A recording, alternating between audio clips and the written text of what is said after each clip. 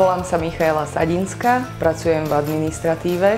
O tejto súťaži som sa dozvedela na Facebooku a na stránke Báječná žena. Takúto dietu už som raz držala, ale inej značky. No skončilo to takto, že som sa vlastne vrátila k normálnej strave a vtedy vlastne nastal ten prelom, že naspäť mi tie kilá nabehli. Príčinou toho, že som sa dostala na takú váhu, je podľa mňa lenivosť. Momentálna váha, zostala som veľmi zaskočená, bolo 104 kg a chcela by som sa dostať na tých 69. Podľa mňa najťažšie bude prejsť z bežnej stravy na túto stravu.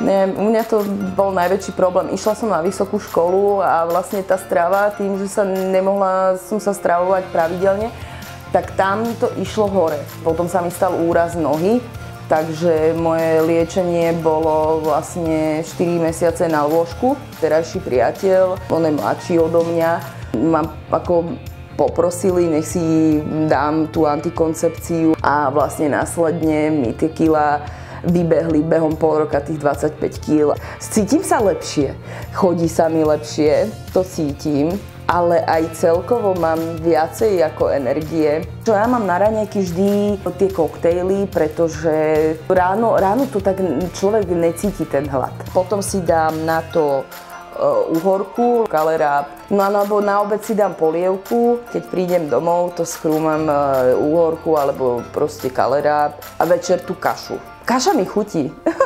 Chuťovo koktejly boli najlepšie.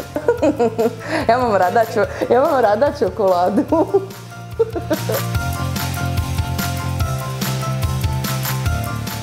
S touto dietou som veľmi spokojná. Splnila moje očakávania.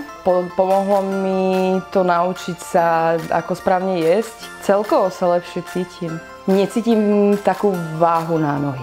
Hlavne na tú moju nohu, ktorú som mala vlastne zranenú. Chodím pešo z práce domov, takže sa tomu teším, že mi to pomáha vlastne fungovať oveľa lepšie ako predtým.